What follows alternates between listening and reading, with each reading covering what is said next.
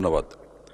মাননীয় স্পিকার, আমার জরুরি গুরুত্বপূর্ণ বিষয়টি হলো যে আমাদের যাতায়াত ব্যবস্থার ঢাকা থেকে কিশোরগঞ্জ, ঢাকা থেকে পাকুন্দিয়া, কটিয়াদি যাতায়াত ব্যবস্থার সেই রাজেন্দ্রপুর থেকে আমাদের পাকুন্দিয়া, কটিয়াদি এবং কিশোরগঞ্জ এই এলাকাটি অত্যন্ত গুরুত্বপূর্ণ।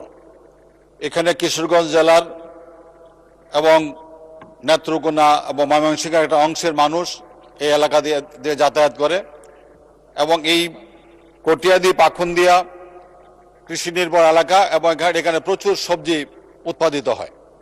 এই পরিবহনের জন্য এই রাজেন্দ্রপুর থেকে কটিয়াদি পর্যন্ত রাস্তা এত সরু এবং এত আঁকাবাঁকা যে সেখানে ড্রাইভার আছে, মাননীয় স্পিকার, গাড়ি চালাতে পারে না।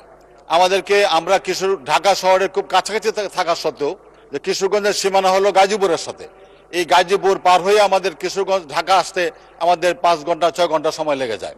আমার সেই এলাকার মানুষের জন্য যে যারা এখানে ঢাকায় চাকরি করে, যারা ঢাকায় ব্যবসা করে, রাস্তাটা যদি প্রশস্ত করা হয়, 4 লেন করে দেওয়া হয়, তাহলে এই কিশোরগঞ্জ থেকে আমাদের চাকরিজীবীরা তারা সহজেই ঢাকায় চাকরি করে তারা আবার দিনে দিনে বাসায় ফিরতে পারবে, ব্যবসা করে ফিরতে পারবে, বিভিন্ন পণ্য তারা পরিবহন করে ব্যবসার কাজ করে তার দ্রুত তাদের নিজ বাড়িতে যেতে পারবে।